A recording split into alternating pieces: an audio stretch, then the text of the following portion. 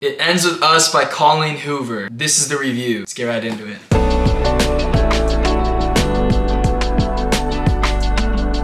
For those of you who don't know me, my name is Julian. For those of you who do know me, welcome back to my channel. So today I'm going to be reviewing a book that actually got me into reading romance. It's called It Ends With Us by Colleen Hoover, and I'm sure you've probably heard of it by now. So real quick, I'm going to show you just how much I like this book. I like this book so much, I had a custom bibs apron made. I was Atlas for Halloween last year. I bought it twice for some reason, and when I heard that they were casting for the movie, I auditioned to play the role of the waiter on page 195. By the time his eyes make it to mine, my anxiety is seeping from me. Atlas locks eyes with me, and without thinking, I blurt out, "You're the chef?"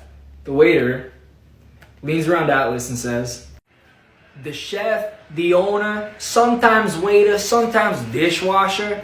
He gives new meaning to hands-on."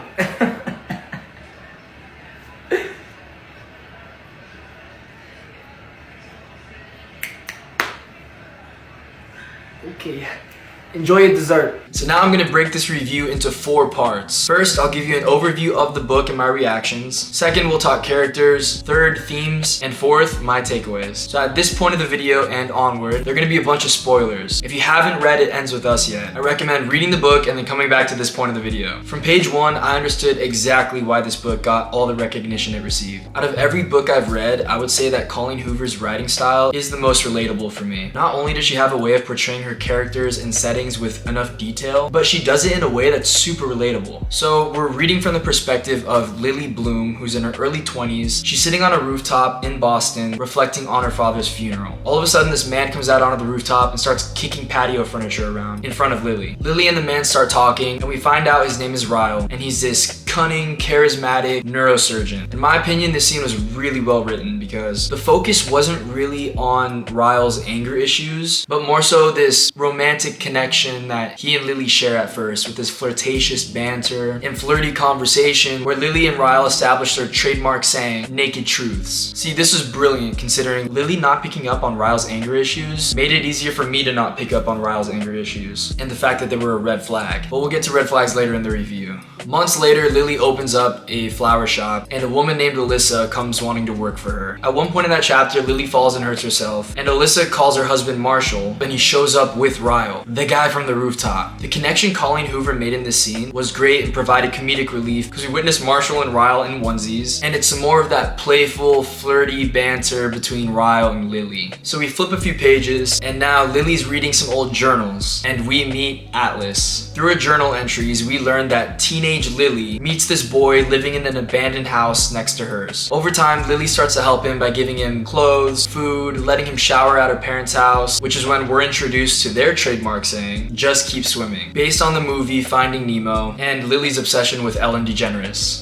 Alright, so this is where I really started to appreciate the writing. Because as the reader, I'm starting to get more connected to Ryle, and I'm starting to get more connected to Atlas. Because Colleen is using these sayings. For Ryle, it's the naked truths, and for Atlas, it's just keep swimming. For me, it's the repetition of these phrases, and all the small interactions and small gestures between the characters that provide a more serious character development. It kind of gets you more attached to the characters faster. Colleen Hoover also does this in a very entertaining way because she flips between timelines and writing styles. You have present day that kind of focuses more on Ryle, written in prose, and then you have flashbacks with Atlas that are written as journal entries. Flip a couple pages and now Ryle and Lily start dating. And so now we get to the part where Ryle joins Lily and her mother at dinner, where we meet Atlas in the present. Up until this point, I was genuinely convinced that Ryle was the guy, especially when after dinner, Atlas tells Lily that he has a girlfriend. I thought, okay, that would have been pretty cool if Atlas and Lily ended up together, but it's all about Ryle now, and it is what it is. Now we get to the night where Lily and Ryle are making a casserole dish. There's a moment where Ryle pulls the dish out of the oven and it burns his hand. Lily laughs, and then all of a sudden Ryle pushes her and she hits her head. It's in this altercation that we're reminded of Lily's parents' relationship, which is sadly one of violence and abuse, and how Lily could be in a similar situation. Now when I reached this part of the book, I had to set it down for a moment. I thought about how shocking it must be for someone you think you know and love turning into a complete stranger right in front of your very own eyes. Lily did not see this coming from Ryle. And as a reader, this was the first time that I was instantly brought back to the first scene where they were on the rooftop, where we were first introduced to Ryle's anger issues. See, this is why I think it was so well written, because the same way that Lily missed the red flag, I, the reader, also missed the red flag. Throughout the rest of the book, we see this darker side of Ryle where he starts to manipulate and harm Lily. But there is hope for Lily. Between these moments of pain and doubt were revealed promise of a rekindling relationship between Atlas and Lily. This is where the book really started weighing on me. To know that though this book is fiction, these things happen in real life, and it's repulsive and it's sickening. When I reached the last 25% of the book, I could not put it down. From the lowest low of Ryle and Lily's altercations to the highest highs of her ending up with Atlas, it was a roller coaster of emotions. We even see the infamous phrase, "just keep swimming," turn into Atlas telling Lily, "You can stop swimming now, Lily. We finally reached the shore."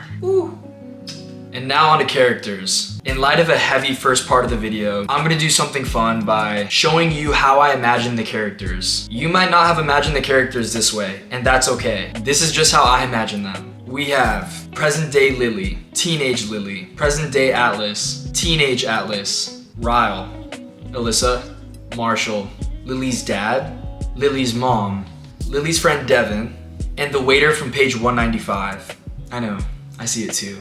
Now themes. The biggest theme that stood out to me was breaking family patterns. Seeing Lily challenged by the same things that her mother was challenged by was tough to read about, but it makes for a big win and lesson learned at the end, which can be summed up in the last paragraph. Cycles exist because they are excruciating to break. It takes an astronomical amount of pain and courage to disrupt a family pattern. Sometimes it seems easier to just keep running in the same familiar circles rather than facing the fear of jumping and possibly not standing on your feet. My mother went through it, I went through it, and I'll be damned if I allow my daughter to go through it. I kiss her on the forehead and make her a promise. It stops here, with me and you. It ends with us. The other major themes that stood out to me were jealousy, which we experienced through Ryle, and emotional abuse, which we witnessed through Ryle and Lily's relationship and her mother's relationship with her father. Now on to my takeaways. After reading this book, it's safe to say that there are some serious life lessons learned. What we learned from Lily is that it takes serious strength, courage, and boldness overcoming family patterns. It's also important to know that we're not defined by our family patterns, and these patterns can be broken. Another takeaway is the importance of naked truths and what they represent. Being open and honest with others is so important. Ignorance and a lack of questioning truths can lead to some serious realizations down the road. My third and final takeaway is that although your current situation is difficult, and although it seems like it may be the end of the world, stories like these prove that difficult times are temporary and can serve to make you stronger in the end. If you got this far in the video, I ask that you give this video a like and subscribe if you want to see more book content from me. Also, if you're looking for a current read, I'm the author of 2 books that I highly recommend reading. The first is Night After Night, a story about an up-and-coming nightclub promoter who's exposed to the dark side of the Hollywood party scene. And the second is Right My Wrongs, a dual POV romance about 2 songwriters who fall in love through the music they write together. So that's my review. Make sure to comment your thoughts on this book or even leave a book recommendation. Thanks for watching.